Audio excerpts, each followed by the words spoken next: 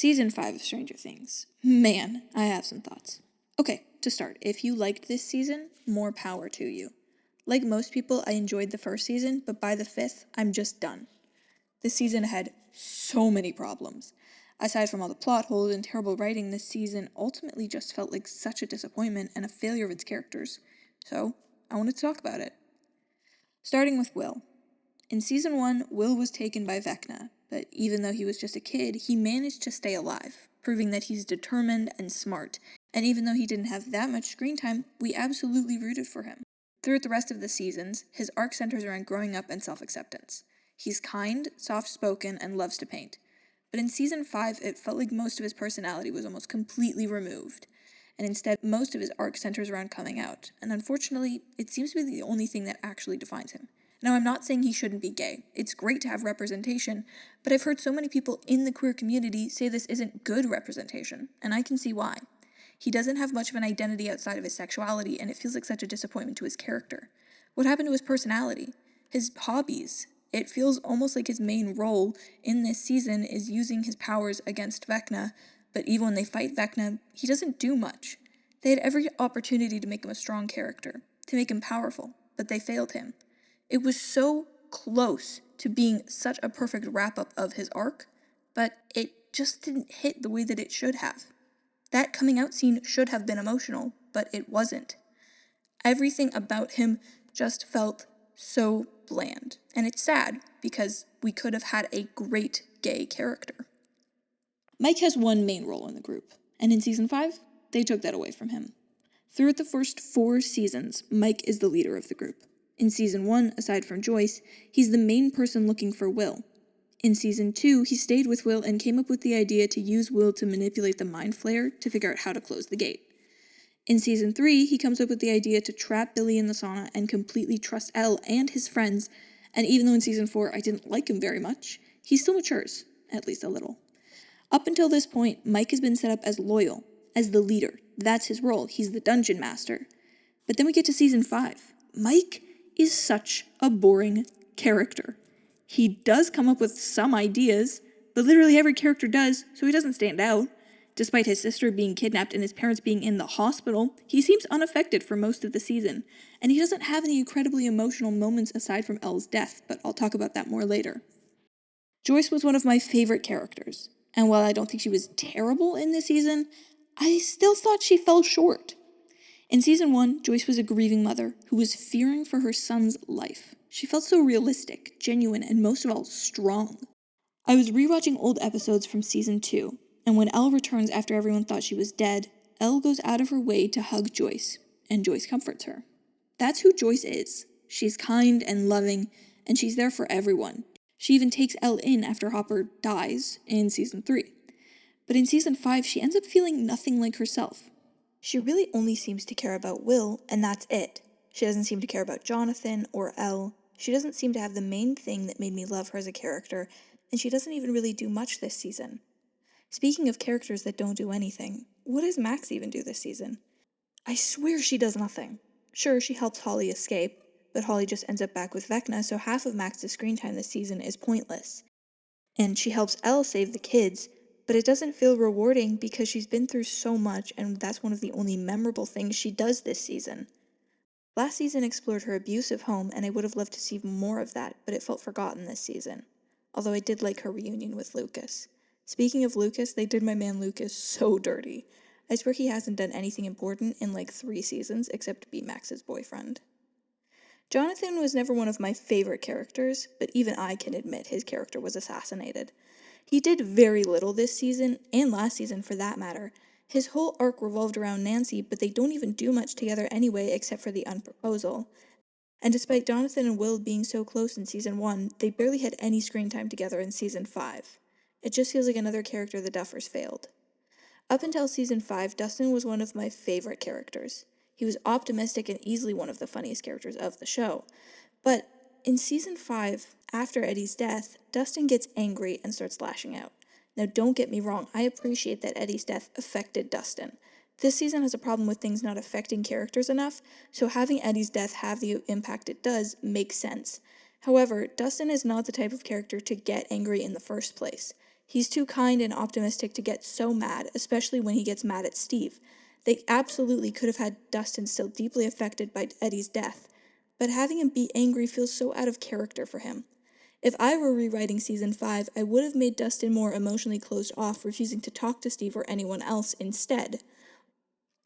Although I did like the scene where Dustin tells Steve he doesn't want him to die. That was sweet. In earlier seasons, Hopper and Elle actually had a great dynamic. When Hopper essentially adopts Elle in season 2, I genuinely enjoyed their relationship. But in season 5, they just don't have the same emotional impact I saw in season 2 and 3. In season 2, Hopper's arc was trusting Elle, and her arc was proving that she could be trusted. Then in season 3, Hopper doesn't trust Elle again, and Elle has to prove that she can take care of herself again. Can you guess what their arcs are in season 5? Every part of their arc just feels recycled. And to make this reused character development even worse, they seem to bounce between hating each other and loving each other. One second, Elle is angry at Hopper for not believing in her, and the next she's telling Hopper how much she cares about him. And even when Hopper tries to sacrifice himself to save Elle, it doesn't feel earned. So far, we've spent most of this season watching Elle and Hopper fight, and suddenly we're supposed to forget that Elle seemed like she hated Hopper 2 scenes ago? It just doesn't feel natural, and if they wanted to, they absolutely could have used this scene as a wake-up call for Hopper and Eleven, that maybe they should be there for each other, and remind them how much they care about each other. But they wasted it, and pretended Hopper was dead. Again. Nothing was original with these two. And don't worry, I'll talk about Elle more later.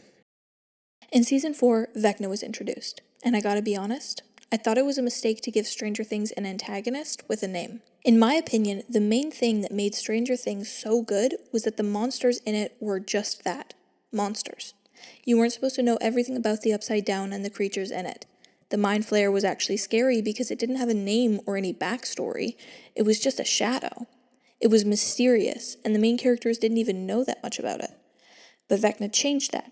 It made him more understandable, it gave him a backstory, and it ruined the fear that made Stranger Things unique.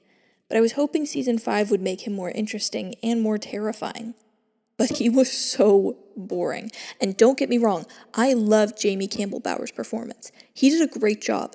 But Vecna did so little this season despite being the main villain, and he didn't even manage to kill anyone from the main cast. He spent most of the season kidnapping children, and when they finally got to the last episode, I was hoping Vecna would actually be formidable, but they killed him in like 3 minutes. I swear the only interesting thing Vecna did this season was manipulate Hopper and make him think he killed Elle. But she was fine. Of course. But if we'd had more moments like this, Vecna would have been more interesting and intimidating. Now these next few things I'm going to talk about aren't about specific characters, but more overarching problems with the show as a whole. First, why do most of the characters hate each other?